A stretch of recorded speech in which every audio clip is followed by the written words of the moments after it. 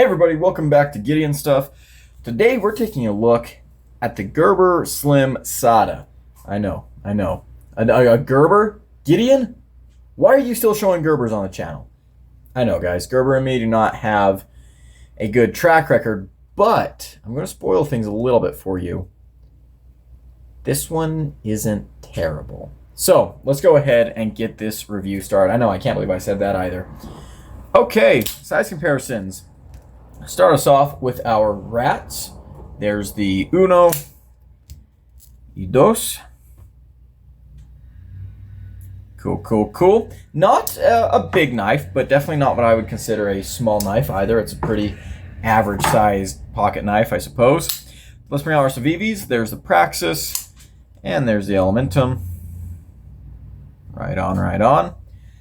Let's bring out our USA made comparisons. You already know it's the Benchmade Lay Bug Out and the Spyderco PM2. Very similar in size to both of these knives in a really weird way. And let's go ahead and compare against a couple of Gerbers.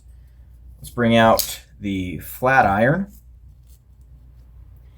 And let's bring out the regular Asada, the one that kind of started the whole series.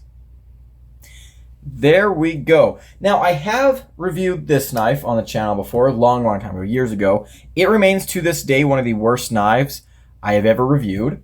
And we also took a look at the Mini Sada several months ago.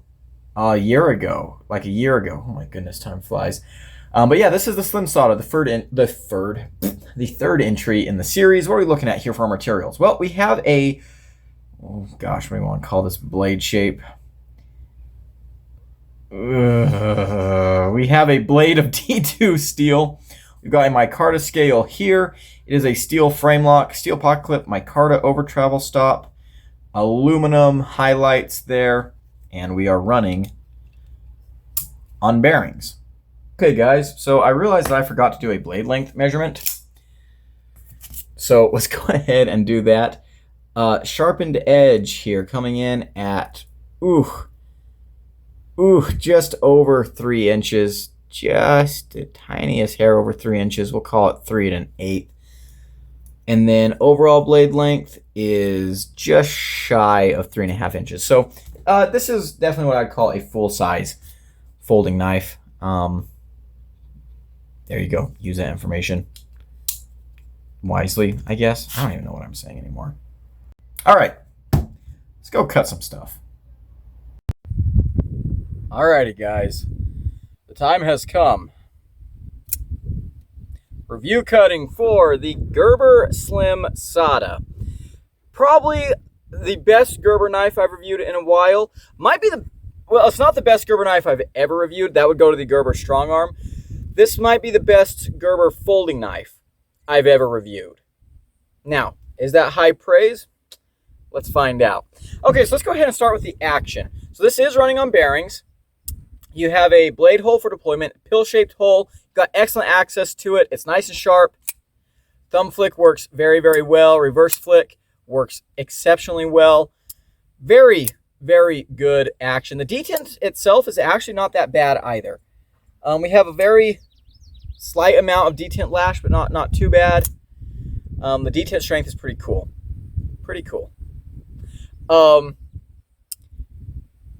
The bearings are not the smoothest out there. There is a little bit of a roughness, a little bit of a rumbliness to them. Access to the lock bar is not amazing, but the deployment action is actually very good. So we'll give it props for that at any rate. I would give this action like, I don't know, maybe a B. We give this action probably a solid B.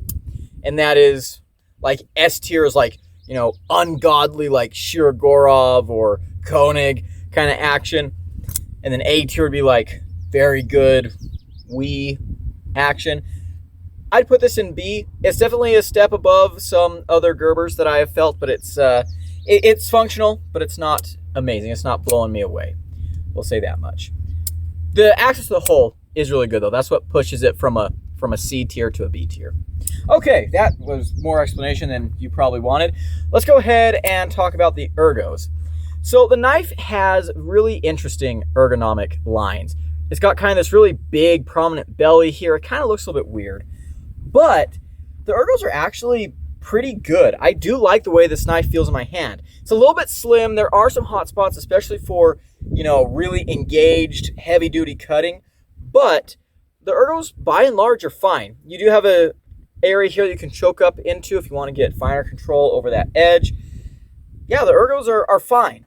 Again, I'd fix some hot spots around here, but these are actually, this knife fits my hand very well. This knife, in general, kind of reminds me of something that Spyderco would make, or Dylan Mallory. This kind of looks like a Dylan Mallory style of knife. And in the hand, I can tell that someone was at least thinking about the way that this knife would fit in your hand. Let's talk about the carry. So we have a non-reversible clip, unfortunately. It is one of Gerber's big, flat, stupid clips. Let's go ahead and see it in and out of the pocket. On these thin pants, it's a hassle to get the clip in. Comes out just fine.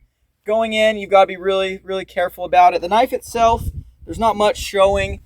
You can get your hand in there. It's fairly slim. It tucks away against the back of your pocket very nicely. On jeans, bring out a pair of jeans here, the clip can be a little more difficult. As you can see here, we don't have much ramp at all.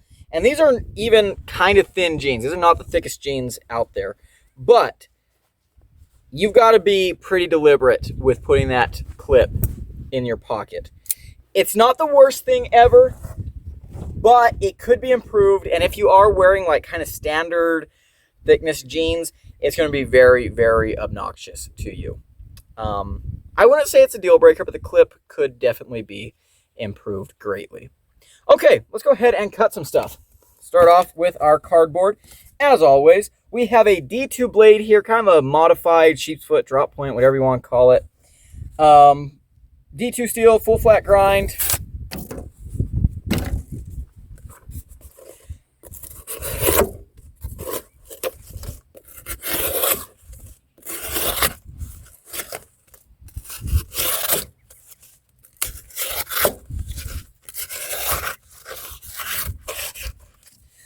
It cuts, it slices fine. It's going through this cardboard fine. You can get to the tip for utility cuts. You do have a nice strong tip for utility cuts. But I do think we're going to start seeing some issues with this blade geometry in a little bit. All right, let's go ahead and grab our rope. Let's do a pull. That felt really good, actually. Not gonna lie. Let's do some crunches. 1, 2, 3. Man, let's just keep going. Holy smokes. Yeah. Okay. That absolutely kicked ass when it came to the rope test. And I think the reason is because this does have a robust edge. It's a little bit thick behind the edge, but also the way that this blade is shaped, you've got like big belly rocking up towards a low tip. I mean, that is just made for crunching down on things on a flat surface. This knife is, yeah, if you got like zip ties on a pallet or something, bam, crunch down on them with this. You've got ropes, bam, crunch down on them like that. You've got, I don't know, something like a foam or other dense material that you need to cut into little bits, put it on a flat surface, and bam. That actually did amazingly right there. So I'm really, really happy with that. All right, on to the pool noodle. Let's see how we do right here. 1. Okay, let's go a little thinner. 2. Got hung up a little bit. 3. All right, that actually did pretty good. Not perfectly. You can see here we did tear a little bit. The edge on this knife can definitely be improved. The edge angle is a little bit wonky out of the box. And this, especially up here where you transition from the point to the belly, there's some irregularities, shall we say, around there. But honestly, the full flat ground geometry and the shape of the blade is pretty dang good. I mean, look at that. It's not the best you've ever seen, but that is nothing to shake a stick at. Yeah, ignoring that one irregularity that kind of tore out right here, that's pretty good. And when I put my own edge on this, I bet I can make this into quite the EDC beast. So, actually not too upset about these results. All right, let's go ahead and get back to the table. Alrighty, guys. We're back. Let's go ahead and talk about what I'm liking and not liking about this knife, because surprisingly, there are actually some things I like about this knife. Number one, I don't think it's a bad looking knife. I wouldn't call this a beautiful knife or anything, but I do like its style. I like its vibe. It definitely has a personality of its own, and that's good. I also like the color scheme here. Green with the red and the gray. I don't know, it really does it for me. It really does. I am a weirdo. I love steel frame locks. I'm a big fan of budget frame locks. I wish there was more of them. You know, I guess I kind of understand why there's not, but I always like seeing a steel frame lock budget knife, so I like seeing it here as well. The weight is not too bad. We'll get to that here in a little bit, but yeah, we do have that steel frame lock. We got that green micarta carrying over from the show side, which is always cool to see. I do like Gerber's little pressure plate thing here. This is really innovative. I wish that, you know, Gerber had more knives that was worth putting this on. But it's really cool because it stops your fingers from pressing on the lock bar when trying to open the knife, and it also serves as an over travel stop for the lock bar. So very, very cool. All right, let's go and talk about the action. The action does work fairly well. We'll talk about the action again, but I do love this big pill-shaped hole. It's the perfect size. It's positioned exactly where you want it to be. The detent on this knife is actually perfect.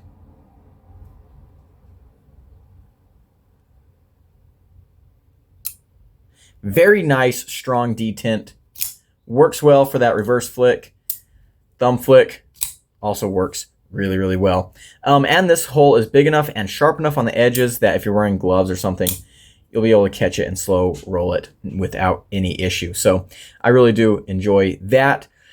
Let's go ahead and talk about the blade here. This blade is a lot better than I was expecting. I carried this knife a fair bit. This knife saw a lot of pocket time. This is actually the very first Foley knife review. We're filming in my new place. We're here at the new setup. And I hadn't carried this knife for a little while during the move. But before the move, I took this knife with me everywhere. I actually took this knife on a road trip to Utah and Colorado.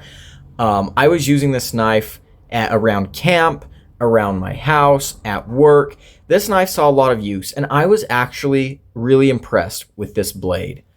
The sharpening from the factory was not amazing. We'll talk about that later. But the blade itself is a really, really good shape. You have a nice low tip, but you also have pretty much, you know, all belly. So you can get to that tip very easily for utility cuts, if you're opening boxes or something. Pinch cuts on this big blade are really, really nice. But that belly also means you can like roll down on stuff. If you got like zip ties to cut, just crunch down on them like that. It'll make short work of them. Very, very good blade. Full flat grind. It's not the thinnest knife I've ever seen, but it has decent enough geometry. This is a competent slicer. Again, because we have so much belly, we're getting a lot, you know, a little bit extra edge out of, you know, the available space, which is really, really cool. Overall, I was impressed with the way that this blade performed. How did the D2 feel? It felt kind of like, you know, fairly, I guess, decent D2. Not the best I've ever experienced. It was not garbage bin D2 like I've seen on some Chinese knives. But it was fine. It was fine. Nothing really to write home about, but I wasn't upset. The sharpening choil is excellent. You know, they gave you kind of a finger choil here, so you've got a lot of room to sharpen. Another thing about the blade is I really do like this stone-washed finish. This is a very good stonewash. Stonewash finishes are my favorite blade finish, especially on a working knife. And this is a really nice, heavy stonewash. It's going to hide abuse really, really well. I'm a big fan of that. The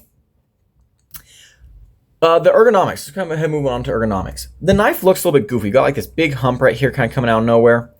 But honestly, it feels good in my hand. When I was just holding it, when I first got out of the box, I was like, I don't know how I feel about that. But somehow during use, like when I'm really bearing down on the knife, this becomes a non-issue. The micarta helps. It's softened a little bit. We're not contoured or anything. This is just a flat slab micarta, but it does, a little bit to break up the hard steel edges. The knife is not particularly thick. Let's bring out the Praxis here. Yeah, we can see that's a pretty thin knife, but it's wide. It fills out the hand pretty nicely. You got a nice little area up here for your thumb. Wish there was jimping, but oh well. You do have an area here where you can choke up. I'm not the biggest fan of like finger control choke up spots like this, but you can do it.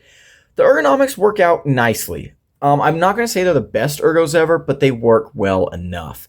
In fact, I'd say they're completely passable.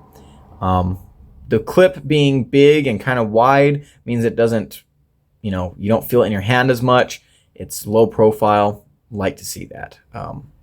It's not deep carry, which not every clip needs to be deep carry. In fact, not being deep carry means that it carried, or it means that it was a little bit more comfortable in the hand. And the last thing is lock bar relief. They actually did this all right on this knife. My biggest complaint with the other knives in this series is that the lock bars are the most painful things on the entire planet. I mean, these things are just awful. And this one is not my favorite lock bar ever. There's still a lot of improvement that they could put into this. Like, come on, Gerber. But they at least tried. I can see they tried. Access to the lock bar is very, very good. It's a little bit sharpish, but this is definitely progress, I would say. Okay, let's go ahead and talk about the negatives. Number one, this has some Gerber fit and finish, like quality control issues. Number one, the action out of the box, if you guys saw the unboxing video, the action was atrocious. It was so gritty and gross. I'm not sure what was in that pivot. It broke in and got, a lot nicer. These are steel bearings. They're not as smooth as ceramic bearings. This is not the, excuse me, this is not the smoothest knife I've ever had. The action's good, right? It's passable, especially for a work knife. Like, this is going to get the job done, but it does feel a little bit less refined. Again, it broke in fairly quickly after the unboxing, but during the unboxing, it was just nasty. Next thing, the hardware. I hate Gerber hardware. It's super soft, and something that they do that's really annoying is, access from one side only, which I'm not the biggest fan of, but I guess Gerber just trusts their product so much that they assume that you won't need to take it apart. Ha ha ha ha ha ha. The sharpening, this knife is like dull as a butter knife right now because I have not sharpened it since I've been using it because I wanted to demonstrate the factory edge.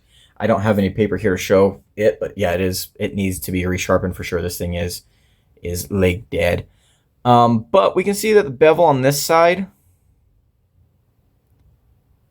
up here at the tip, this actually looks pretty good, but then as we go around the belly, you can see how much wider it gets. If we flip it over to this side, we can see that the tip here is uneven.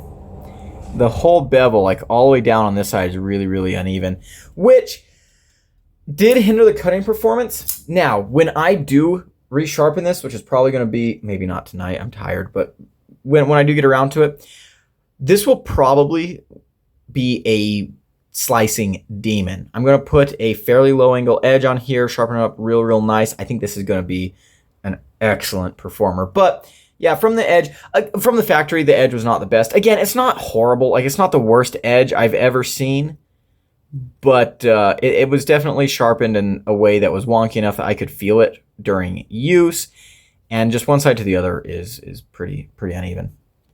Next thing, the lock bar. I know I said that they gave you good access to the lock bar. They did. That's good. I like having access, but this is just too damn thin. Gerber, you've got to figure out how to do your lock bars. This is ridiculous. Like, come on. We don't have thumbs made out of titanium. Please. Next thing, the pocket clip. I'm not a huge fan of this clip. It's tight in some pants. It sits right above the lock bar relief cutout, which can cause issues with some pants. Again, it's just too tight. The clip itself, I don't have a problem with the design of the clip, but this one itself is just too darn tight. But honestly, that's about it. I know that was a lot of complaints, but for a Gerber, I feel like they kind of got away scot-free. So let's go ahead and move on to my final conclusions. Final conclusions. This is the best of the Slimsada series. That's not saying a lot, but it is the best. And honestly, this is one of the better folding knives that I've reviewed from Gerber recently. Is this an amazing knife? No. Do I recommend this knife? I'm going to say no. I got this on sale from Blade HQ for less than 20 bucks. At that price, if you find one of these on sale for 15 to 20 bucks, go ahead and grab it. I don't think you'll be disappointed, right? It's a good knife for that price. But I think the regular price on these is like 35, 40 bucks. And for that price, it's just out-competed. I mean, there are so many options in that price range from other companies that just leave this knife in the dust. So I love to see that this knife did a lot of things right. And I feel like Gerber, this is a good effort. But Gerber, come on, you guys are so far behind. You need to start catching up. I'm rooting for you, Gerber. I am. I know I talk about how much I hate Gerber a lot on this channel. I don't hate Gerber. I hate Gerber products, but the brand, I want the brand to do well. I don't hate all Gerber products. The Strong Arm's pretty cool, whatever. I want them to do good. I want to see Gerber making awesome knives that I can recommend, but I can't. I just can't. This knife, this is a fine knife. And honestly, if the regular price was $19.99, I would give this a recommendation, 100%. But in the price category that it's sitting at, there's just too much competition. There's just too much competition. And I'm sorry, Gerber. You just missed it. This is a cool knife. If you love the looks or something about it, something that I've said about this knife a couple times in other videos is that this kind of reminds me of like a budget Spyderco Capara in some ways. I don't know if you guys can see it. It's not exactly, it's not one-to-one, of course, but it kind of gives me that vibe a little bit. If you just love the looks of the knife, if you just have to have it, go for it, I guess. If you're just looking for your next EDC knife and you don't want to spend a whole lot of money, but you want to get something good, I would say that there are better options in this price category, and I don't think this knife is bringing anything to the table that any other knife won't. Again, the performance on this knife I thought was really good. I do like this design a lot. The ergos, the blade, they work together really well. This is a great cutter, but there's a lot of great cutters out there that don't have some of the issues that this knife has. So I'm going to go ahead and point you guys in that direction. And that's going to be it for today, guys. Big shout out to my channel members at the cowboy level. I appreciate everything you do for the channel. If you want to become a member and support me directly, there's a button down below where you can join. As for the rest of you hooligans, thank you so much for watching this video. If you enjoyed it, leave a like, comment below, and subscribe. I've been Gideon, and I'll see you in the next one. Adios.